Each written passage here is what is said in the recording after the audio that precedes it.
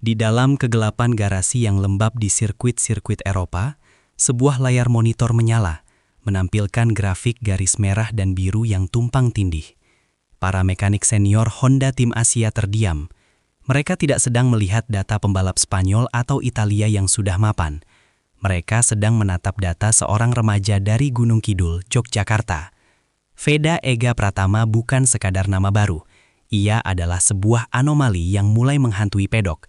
Selama puluhan tahun, Indonesia hanyalah pasar bagi MotoGP, tempat di mana pabrikan menjual jutaan motor, tapi jarang sekali menempatkan pembalapnya di jajaran elit dunia.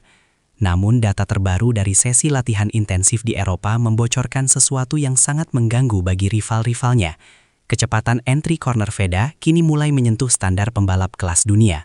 Ia tidak lagi hanya mengandalkan keberanian buta, ia sedang membedah aspal dengan presisi klinis. Namun di balik angka-angka yang memukau ini, sebuah badai tekanan mulai membangun tembok di sekelilingnya. Pedok MotoGP mulai berbisik, apakah ini adalah bakat murni yang akan mengubah sejarah atau sekadar sensasi sesaat yang akan hancur oleh kejamnya industri balap? Satu hal yang pasti, sesuatu yang besar sedang bergerak di bawah radar dan dunia tidak akan pernah melihat balapan motor Indonesia dengan cara yang sama lagi. Karena di MotoGP tidak ada yang benar-benar rahasia, dan apa yang ditemukan para analis selanjutnya akan mengubah narasi musim 2026 selamanya. Evolusi teknis dan analisis data. Tetapi, mengapa data Veda begitu mengejutkan para ahli? Untuk memahaminya, kita harus melihat melampaui kecepatan puncak. Di dunia balap modern, kecepatan saja tidak cukup. Yang dibutuhkan adalah kemampuan untuk mengulang performa kompetitif dalam kondisi yang paling tidak stabil sekalipun. Veda Ega Pratama telah menjalani proses dekonstruksi di Eropa. Gaya balapnya yang dulu agresif khas Asia, kini telah berevolusi menjadi apa yang disebut para analis sebagai European Blueprint. Ia sangat rapi dalam menentukan apex, sangat sabar dalam membuka gas, namun sangat agresif saat transisi pengereman. Data pedok menunjukkan bahwa Veda mulai menemukan ritme terbaiknya melalui kemampuan membaca grip dan sudut kemiringan dengan tingkat akurasi yang biasanya hanya dimiliki pembalap yang sudah bertahun-tahun mencicipi aspal Moto3. Beberapa pengamat bahkan menyebut potensi Veda sejajar dengan talenta muda Eropa yang sedang naik daun.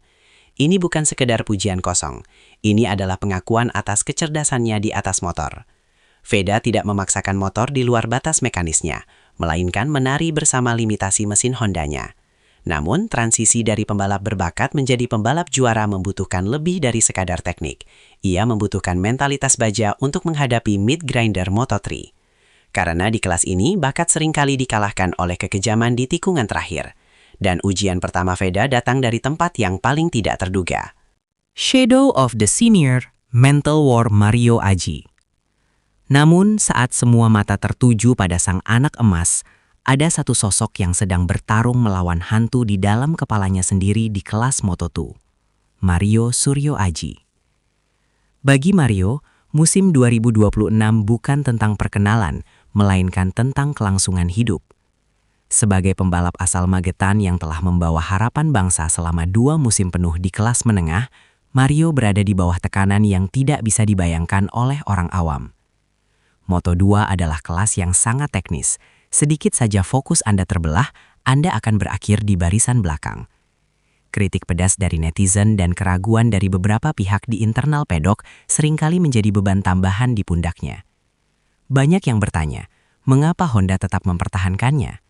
Jawabannya ada pada konsistensi dan dedikasi. Mario adalah tipe pembalap yang tidak pernah menyerah pada proses, meskipun hasilnya belum meledak di podium. Ia adalah jangkar bagi proyek jangka panjang Honda di Asia. Namun, dengan munculnya Veda, posisi Mario menjadi sangat krusial. Ia harus membuktikan bahwa ia bukan sekedar pembuka jalan, melainkan pembalap yang mampu bersaing di level elit. Perang mental ini mulai terasa di dalam garasi. Ada ketegangan yang sunyi antara keinginan untuk mendukung sang junior dan kebutuhan untuk menyelamatkan karier sendiri. Dan di MotoGP, loyalitas tim seringkali hanya bertahan sejauh kontrak terakhir Anda. The Honda Master Plan, politik dan konflik internal. Keputusan Honda Tim Asia untuk menempatkan 2 pembalap Indonesia di 2 kelas berbeda pada musim 2026 adalah sebuah langkah catur yang sangat dingin. Ini bukan soal nasionalisme semata, ini adalah soal strategi jangka panjang untuk melahirkan pembalap yang mampu menembus kelas utama MotoGP. Veda diproyeksikan sebagai wajah masa depan, sementara Mario adalah benteng pengalaman. Namun di balik strategi yang terlihat rapi di permukaan, terdapat dinamika politik paddock yang rumit. Rumor beredar bahwa ada perdebatan besar mengenai alokasi sumber daya kru teknis. Siapa yang akan mendapatkan mekanik terbaik, siapa yang akan menjadi prioritas saat terjadi kendala teknis. Paddock mulai berbisik tentang adanya miskomunikasi ringan dalam beberapa sesi tes privat. Di level ini, selisih 0,1 detik bisa berarti jutaan euro dalam nilai sponsor. Tekanan dari kantor pusat Honda di Jepang mulai terasa. Mereka menginginkan hasil nyata. Jika proyek Indonesia ini gagal memberikan performa kompetitif di awal musim, maka pintu bagi talenta Asia lainnya mungkin akan tertutup untuk waktu yang lama. Tekanan ini mulai merembet ke setiap anggota kru, menciptakan suasana yang mencekam di dalam paddock. Dan badai ini baru saja akan dimulai saat mereka menatap sirkuit yang paling panas dalam kalender, Mandalika. The Mandalika Factor, tekanan rumah sendiri. Oktober 2026. Sirkuit Mandalika akan menjadi panggung di mana pahlawan dilahirkan atau impian dihancurkan. Bermain di rumah sendiri adalah pedang bermata dua bagi Veda dan Mario. Di satu sisi, ada dukungan luar biasa dari jutaan fans, di sisi lain ada ekspektasi yang bisa mencekik fokus seorang pembalap. Mandalika bukan sirkuit yang mudah. Aspalnya yang panas, angin laut yang tidak menentu, dan desain tikungan yang menuntut fisik akan menguji setiap serat saraf mereka. Untuk Veda, ini adalah debut World Championship-nya di depan publik sendiri. Untuk Mario, ini adalah pembuktian bahwa ia masih menjadi raja di tanahnya sendiri. Bayangkan tekanannya. Setiap gerakan mereka dipantau oleh ribuan pasang mata di tribun dan jutaan pasang mata di layar televisi. Satu kesalahan kecil di tikungan pertama, satu insiden pengereman yang gagal, bisa menjadi bahan hujatan nasional. Manajemen tim menyadari resiko ini dan mulai menerapkan protokol isolasi untuk menjaga mentalitas kedua pembalap. Namun, apakah mungkin bagi seorang remaja dan seorang pemuda untuk benar-benar menutup telinga dari gemuruh sebuah bangsa yang sudah haus akan kemenangan? Detik-detik menuju balapan Mandalika adalah saat-saat paling tegang dalam sejarah motorsport Indonesia. Dan apa yang terjadi di sesi kualifikasi nanti akan menentukan sisa musim mereka. The Red and White Weight.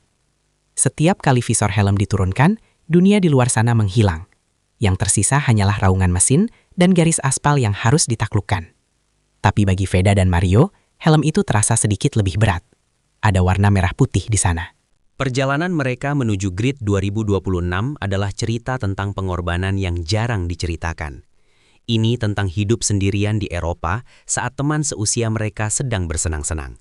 Ini tentang bangun setiap pagi dengan rasa sakit akibat cedera lama yang belum pulih sepenuhnya.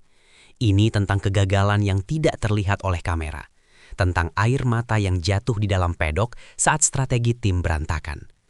Veda dengan aura Eropanya dan Mario dengan keteguhannya adalah bukti bahwa jalur pembinaan dari Asia Talent Cup hingga Rookies Cup adalah nyata dan bisa ditembus. Mereka sedang bertarung melawan sejarah. Mereka sedang melawan anggapan bahwa pembalap Indonesia tidak akan pernah bisa bersaing di level tertinggi. Klimaks dari perjuangan ini bukan hanya soal siapa yang masuk garis finish duluan, melainkan soal keberanian untuk tetap berdiri di tengah hutan rimba pembalap-pembalap lapar dari seluruh dunia. Dan saat bendera start dikibarkan, segala teori dan data tidak lagi berguna. Yang ada hanyalah insting, nyali, dan sedikit keberuntungan. Horizon baru, aftermath, dan harapan. Musim 2026 akan berakhir. Tetapi dampaknya akan terasa selama puluhan tahun ke depan. Apapun hasilnya, Veda Ega Pratama dan Mario Suryo Aji telah mengubah ekosistem balap di tanah air. Indonesia tidak lagi sekedar menjadi pasar atau penonton. Indonesia telah resmi menjadi pemasok talenta dunia. Namun, dunia MotoGP sangat kejam. Pedok tidak memiliki memori jangka panjang. Anda hanya sebaik balapan terakhir Anda. Bagi Veda, perjalanan menuju kelas MotoGP yang sesungguhnya baru saja dimulai. Bagi Mario, pembuktian diri tidak akan pernah benar-benar selesai. Kita sebagai penonton harus belajar untuk mendukung proses, bukan hanya sekadar meneriakan podium. Bertahan di MotoGP jauh lebih sulit daripada sekadar tampil satu musim. Saat matahari terbenam di sirkuit Mandalika nanti, kita akan melihat dua pembalap kita berjalan kembali ke garasi.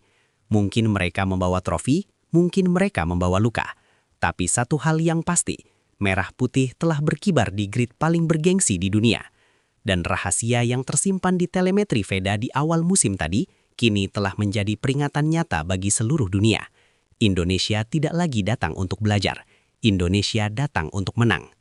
Namun, di tengah perayaan itu, sebuah rumor baru mulai muncul di pedok tentang ketertarikan tim pabrikan Eropa pada VEDA untuk musim 2027. Sebuah tawaran yang bisa mengubah segalanya sekali lagi. Tapi itu adalah cerita untuk musim depan.